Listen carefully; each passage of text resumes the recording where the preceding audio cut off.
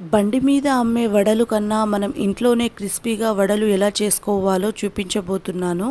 ముందుగా ఏదైనా ఒక కొలత గ్లాస్తో 1 గ్లాసు పెసరపప్పు తీసుకోవాలి. 1 గ్లాస్ పెసరపప్పుకి అర గ్లాస్ బియ్యము, అందులోకి కొంచెం మెంతులు యాడ్ చేసుకొని శుభ్రంగా కడిగి 8 గంటల పాటు పప్పుని నానబెట్టుకోవాలి. ఈ పప్పుని కచ్చాపచ్చాగా రుబ్బుకున్న తర్వాత అందులోకి జీలకర్ర, కొంచెం ఉల్లిపాయలు, పచ్చిమిరపకాయలు, తరిగిన కొత్తిమీర, పసుపు, ఉప్పు యాడ్ చేసుకోవాలి. పప్పుని ఒకసారి అంతా కలిసేటట్టుగా కలుపుకోవాలి. కావాలి అనుకుంటే ఈ టైంలోనే సన్నగా తరిగిన అల్లం ముక్కలు కూడా యాడ్ చేసుకోవచ్చు. డీప్ ఫ్రైకి ఆయిల్ వేగాక చిన్న చిన్న ముద్దలుగా చేసి మనకు కావాల్సిన షేప్లో అయితే వడలు అనేది ప్రిపేర్ చేసుకోవాలి. ఈ వడలు చేసేటప్పుడు పిండి కొంచెం లూజ్గా అయితే అందులో బియ్యం పిండి వేస్తే కొంచెం షేప్ అనేది మంచిగా ఉండి టేస్ట్ అనేది చాలా బాగుంటుంది.